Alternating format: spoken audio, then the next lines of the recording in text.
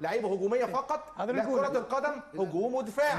لعب 4-2 ده في اخر 3 دقائق وبالتالي المنتخب المغربي مع مدربه فريق جماعي لا يعتمد على الفرديه في الاداء، ولكن بيعتمد على اللعب الجماعي. وبالتالي المنتخب المغربي لغايه دلوقتي ما دخلش فيه غير جون واحد. المنتخب المغربي احرز اهداف. المنتخب المغربي لم يقدم اداء جمالي ورائع، ولكن ادى اداء تكتيكي على اعلى مستوى وصل الفريق للمباراه النهائيه. لكن ما تيجي نتكلم على الامارات بتعتمد في بعض الاحيان على الالعاب فرديه، بعض اللعيبه او مهاريه. اللاعب ده المهاري البدني بتاعه بيقل، هو قدراته البدنيه بتقل، فبالتالي هتلاقيه مش طوال ال 90 دقيقه موجود. النهارده كمان الدكه اللي موجوده عند طارق السكتيوي غير دكه الامارات خالص. الامارات عندها اصابات، عندها تراجع بدني في بعض الاحيان. اما انا قلت ان الامارات بدات بالهجوم، ده معناها ان انت بتدي مساحات من بدايه اللقاء. كابتن خالد ترى لحظه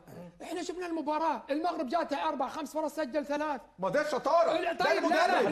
ما ده المدرب يا جماعه. مدرب ايه؟ عايز تكسب ولا عايز؟ احنا ما قلنا شيء، بس نفس الشيء الامارات كان واقعيا. ما جابها. بالظبط كده.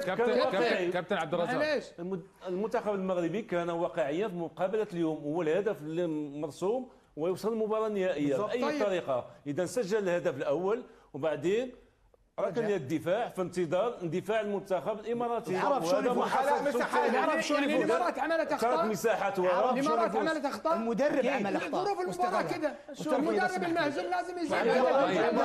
الامارات تفتقد لاعب جماعي، الامارات تفتقد لاعب جماعي وتعتمد على الفرديات. الفرديات دفاعيا المنتخب المغربي في هجوميا، نتكلم على الهجوم. هجوميا الامارات تفتقد الشكل الجماعي. صحيح. انا بقول شيء. انا تفتقد شنو بعد؟ ان سمحت لي راشد، اخر شيء. شكرا لكم مع مدرب المنتخب المغربي طارق السكيتيوي. الف الف الف مبروك كابتن. شعورك وانت في نهائي كاس العرب؟ سعيد الحمد لله، اللهم لك الحمد والشكر، هذا من فضل ربي. وكيف ما تنقول دائما يعني يعلم الله في قلوبكم خيرا يؤتيكم خيرا. والتواضع جميل، من تواضع حقيقة من تواضع لله رفعه. الإخلاص في العمل أكيد أن ربي كيوفق، يعني هذه وصفة اللي عبد ربي كيمشي بها. والحمد لله لقينا كذلك لاعبين اللي بواحد القلب وبواحد لي فالور، بواحد المبادئ، واحد الأخلاق كبيرة بزاف كترأسها الحب ديال الوطن، الوطنية والغيرة على حمل القميص الوطني وتمثيل المغرب أحسن تمثيل. والحمد لله انتم شفتوا الرجال كيفاش قاموا بالمقابله. انا يمكن كنت قلت قبل المقابله بانه المقابله يعني المفاتيح ديال المقابله كتكمن في الذكاء ديال التعامل مع مجريات المقابله، وكتكمن كذلك في التريث والصبر. وكنظن باننا الحمد لله في الشوط الاول كان المنتخب يعني جيد كثير، و يعني زيتي تري ديسيبليني، تقيدوا بالتعليمات. وفي الشوط الثاني بطبيعه الحال لعبنا ضد منتخب اللي بهذه المناسبه كنحييه على لا كاليتي ديالو وعلى كذلك الروح اللي بين عليها، وكان الند لينا، وكنا عارفين بانه يصعب علينا المأموريه في الشوط الثاني. وراه ابانوا على علو الكعب ديالهم خصوصا في وسط الميدان وفي الهجوم. لكن الحمد لله ربي وفقنا باش نديروا التغييرات اللي كانت في الوقت المناسب واللي عطات الاكل ديالها، وتمكنا باش نسجلوا الهدف الثاني والهدف الثالث. سعيد كثير، ويعني اي حاجه لي زيلوج كاملين خصهم يمشيو لهاد الرجال هذا، ماشي شي واحد من غيرهم. لكن كذلك انت طارق بطل افريقيا المحليين، ميداليه اولمبيه، اسمح لي اقولها لك في انتظار المباراه النهائيه، كل ما تلمسه يتحول الى ذهب. اشرح لي هذه النجاحات على المستوى الشخصي كمدرب للمنتخبات المغربيه.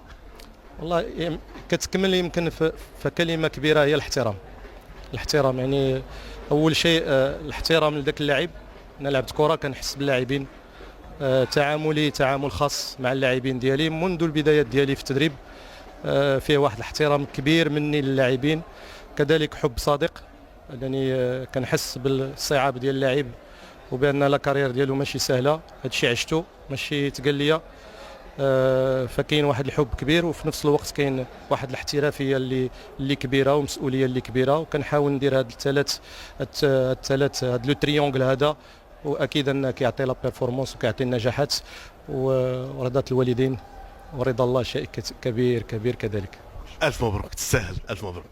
تم اختياره أفضل لاعب في المباراة، لكن سعادتك حمزة بهذا التأهل إلى الاندفاع اللي أولا بعد نصف الشوط الثاني لمحاولة تعويض الهدف الأول.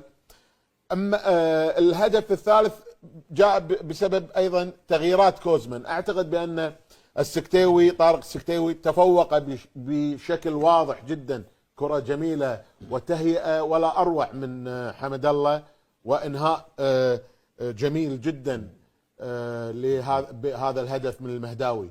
ويعني هذه القراءة التي تجلت في إغلاق المساحات بشكل كامل، التراجع إلى الثلث الأخير من الملعب، ومعرفة كيفية الانطلاق والاستفادة من الفراغات التي تركها بالخلف المنتخب الإماراتي. نهنئ المنتخب المغربي على هذا التأهل، على هذا المستوى، على هذا الظهور. المنتخب المغربي يثبت بأن الكرة المغربية بخير، ولديها المخزون الكافي للاستعداد لأفريقيا والمشاركة في بطولة بقيمة حجم كأس العرب التي تضاهي أكبر البطولات العالمية. أي إيمان ماشي غدة تعب المغرب في نهائي كأس العرب.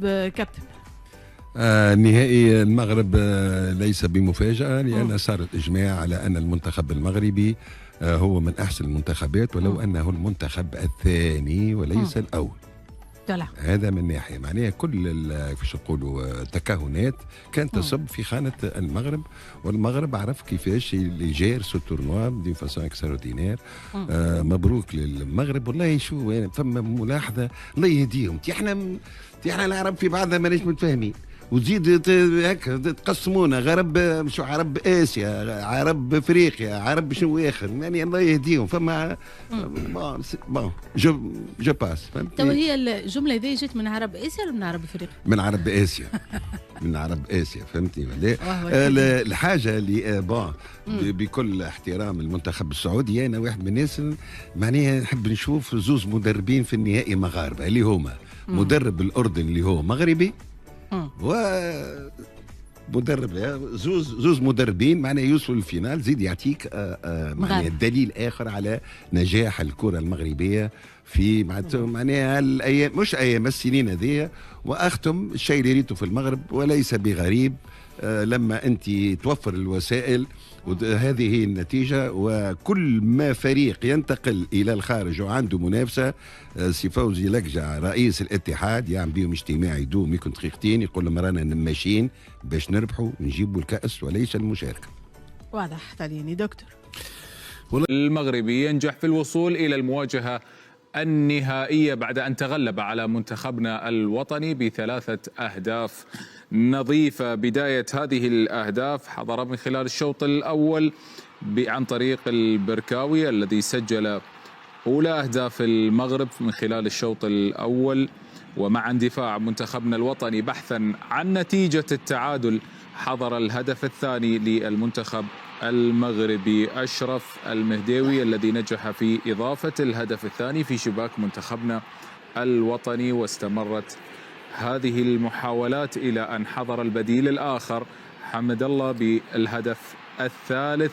بالتالي يصل المنتخب المغربي كأول الواصلين إلى المواجهة النهائية، ومنتخبنا ينتظر مواجهة الثالث والرابع في ختام هذه البطولة في المواجهة التي تسبق المباراة النهائية من بطولة كأس العرب. مشاهدينا الكرام، هكذا تأتينا الصورة من هناك من الدوحة ومن استاد خليفة الدولي. أجدد الترحيب بالكباتن. هارد لك كباتن لمنتخبنا الوطني في هذا اليوم.